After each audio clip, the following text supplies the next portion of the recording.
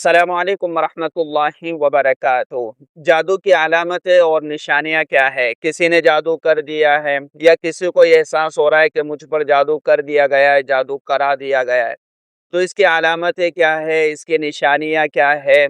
बदन में दर्द रहना, कमर में दर्द का एहसास होना, बार बार जो है अपने ज़हन का किसी काम में दिल का न लगना, अपने आप को अजीब सा महसूस होते रहना, खाने अजीब से लगना, पेट में खाने का हजम न होना, तो ये सारी अलामतें जादू की है। तो आइए आज मैं बताऊंगा आपको 10 ऐसी अलामतें कि जो जादू की निशानियां होती है कि किसी ने जादू कर दिया है।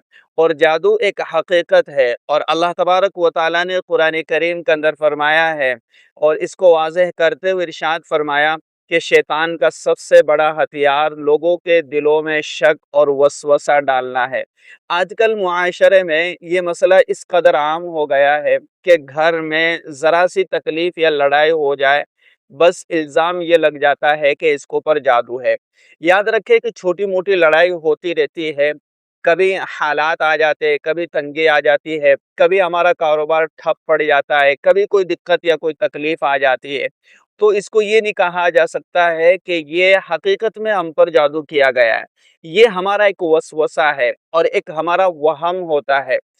जिधर की तरफ हम अपने ज़हन को माइल करेंगे, जिधर हम अपने ज़हन को डालेंगे, ज़हन उसी तरह काम करने लगेगा। हमारे ज़हन में ज़रा सा शक हुआ या हम किसी के पास बैठे और हमने अपना तज़किरा किया कि हमारे साथ ऐसा-ऐसा हो रहा है, तो सामने वाला फ़ौरन कह देता है कि हाँ, आप पर जादू है। तो फिर अब इसका खुद का दिमाग शुरू हो जाता है करना, काम करना शुरू कर देता है कि फलाने ने किया होगा, फलाने ने किया होगा, इस तरीके से किया होगा, उस तरीके से किया होगा, उसने किया होगा। तो ये तो एक इल्ज़ाम होता है किसी के ऊपर भी ये कहना कि फलाने ने जादू कर दिया है। तो किसी पर हमें बगैर तहकीक के और बगैर जो है किस सबूत के किसी पर भी इल्ज़ाम नहीं लगाना है। दूसरी चीज़ कि इंसान की जो नफ्सियात होती है, जो उसकी टेंशनें होती है, तो वो टेंशन उसको इस तरह से कर देती है कि फिर वो सोचता है कि मेरे ऊपर किसी ने जादू किया है और मैं अपने आप को जकड़ लिया गया हूँ। यानी मैं खुद अपने कंट्रोल में नहीं हूँ, काम करने का दिल नहीं कर रहा है, काम पर जाने का दिल नहीं कर रहा है, बस एक जगह पड़े रहे, एक जगह सोए रहे, तो मेरी हालात ऐसी हो गई, तो इसका मतलब ये है कि मेरे ऊपर जादू कर दिया गया। ये बिल्कुल झूठ है। अगर ऐसा महसूस हो रहा है तो फौरन अपना बिस्तर छोड़े, अपना कमरा छोड़े, दोस्तों के साथ निकल जाए घूमने के लिए, अपनी फैमिली के साथ निकल जाए घूमने के लिए। दिल के ना चाहते हुए भी थोड़ी देर अपने आप को पुरसुकून माहौल में ले जाना, किसी ऐसी जगह पर ले जाना कि जहाँ पर कुछ हमें एक अच्छा माहौल मिले, कुछ अच्छा सुकून मिले, तो फौरन हमारा जो वहम था और हमारा जो वसवसा था वो ख़त्म हो जाएगा। अच्छा, इसी तरीके से जादू की जो अलामात होती है और जो निशानियाँ होती है, वो जब हम अपने अंदर महसूस करते हैं कि जैसे ज़्यादा पेट दर्द कर रहा है, बार-बार करता रहता है, तो हम पर यूँ कहा जाता है कि किसी ने ऊपर का कर दिया है, इसके ऊपर ऊपर का हो गया है, किसी ने करा दिया है। इसी तरीके से सर में दर्द रहता है या उसके हालात इतने ज़्यादा गिरे हुए हैं कि शादी नहीं हो रही है, शादी होती है टूट जाती है, कारोबार बिल्कुल नहीं चल रहा है, ठप पड़ गया है। अभी तो वैसे भी सबका ठप पड़ा हुआ है क्योंकि हालात इतने और महंगाई इतनी ज़बरदस्त हो गई। अब आदमी सोचे कि सब पर जो है हम पर सब पर जादू हो रहा है। तो अल्लाह की तरफ से बाज़ मर्तबा आज़माइशें भी आती है। अब आदमी आज़माइश की तरफ तो उसका ज़हन जाता नहीं है और वो फौरी तौर पर ये कहता है कि बस अब जो है मुझ पर किसी ने कुछ कर दिया है। दुकान का आगे नींबू रख दिया किसी ने ला करके, मिर्ची रख दी या चौराहे पर कोई चीज़ रख दी, तो ये हम पर जादू हो रहा है। हमारा दिमाग हमारे जो है दुकान का सत्यानाश कर दिया गया है। तो एक बात तो यह है कि हम इन चीज़ों पर यकीन क्यों रखें?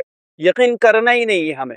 हमें अपने अल्लाह की ज़ात पर यकीन करना है कि करने धरने वाला और बिगाड़ने वाला, बनाने वाला सिर्फ़ वो एक अल्लाह है।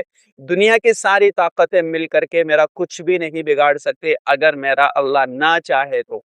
अगर मेरा अल्लाह ना चाहे तो ये कोई कुछ नहीं कर सकते। तो इतना तो हमारा मजबूत यकीन होना चाहिए और इतना ही मजबूत हमारा ईमान होना चाहिए।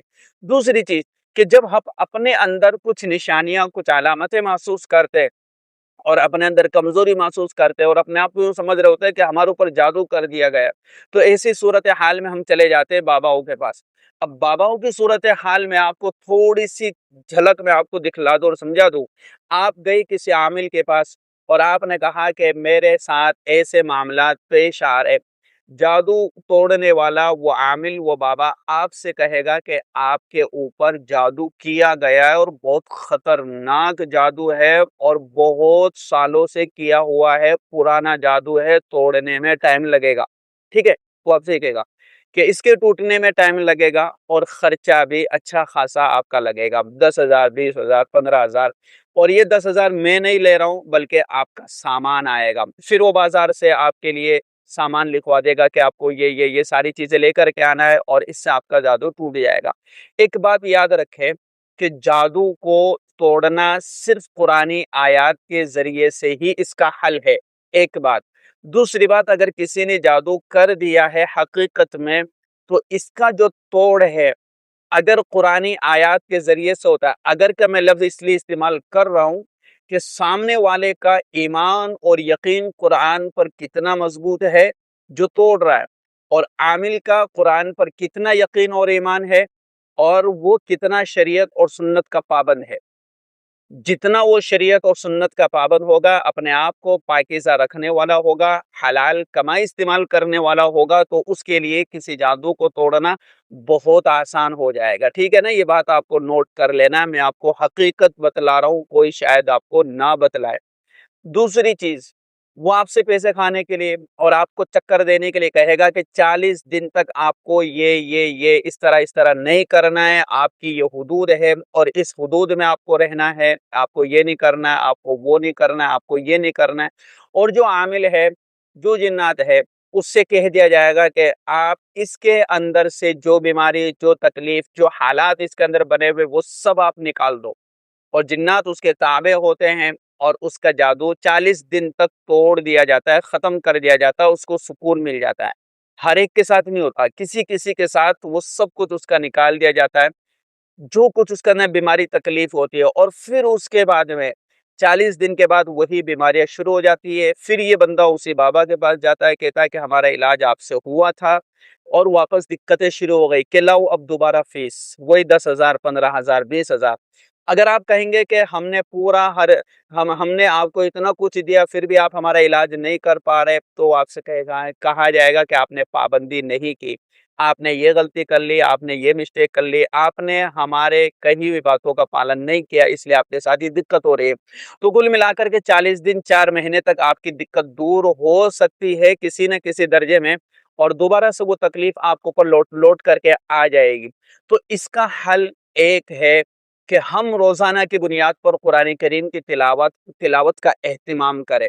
کسی عامل کے پاس جانا ہے تو اچھے عامل کے پاس جائے جو شریعت سنت کا پابند ہو، پاکیزہ ہو، اور وہ اپنے آپ کو پاک رکھنے والا ہو، اور جو ہے عورتوں سے اپنے آپ کو بچانے والا ہو جن سے اس کا پردہ ہے۔ اب دیکھتے ہوں گے کہ جو عورتیں خواتین ہوتی ہے بابا کے پاس جا رہی ہوتی ہے اور پتہ نہیں سارے کام ہو رہے ہوتے، تو ان سے ایسا بندہ تلاش کرے کہ جو شریعت اور سنت کا پابند ہو۔ جو عامل شریعت اور سنت کا پابند ہوگا تو وہ صحیح علاج بھی کرے گا، نہیں تو آپ کا پیسہ تھکا دیا جائے گا اور آپ اسی طریقے سے چکر کاٹتے رہو گے، آپ کا علاج نہیں ہوگا۔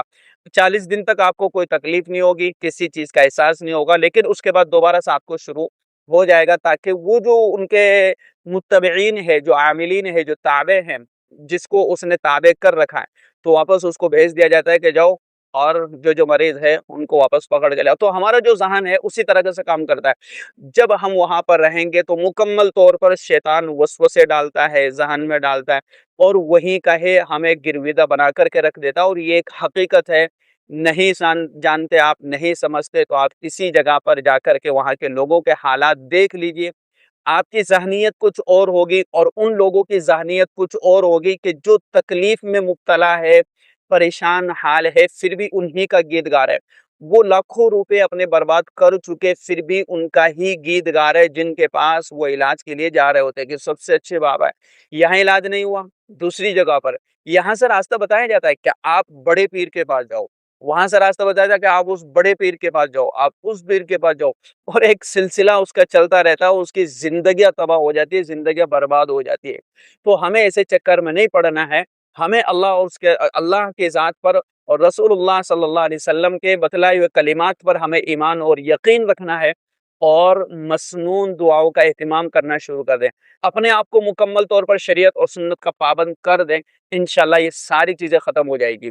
ज़रा से भी हमें गफलत नहीं करना है। किसी को एक पुराना जादू लगा हुआ है और काफ़ी दिन से परेशान है, कुरान पढ़ना शुरू कर दे। रोज़ाना जब भी मौका मिले दिन में 2 मरतबा 3 मरतबा कुरान शरीफ खोल करके बैठ जाओ।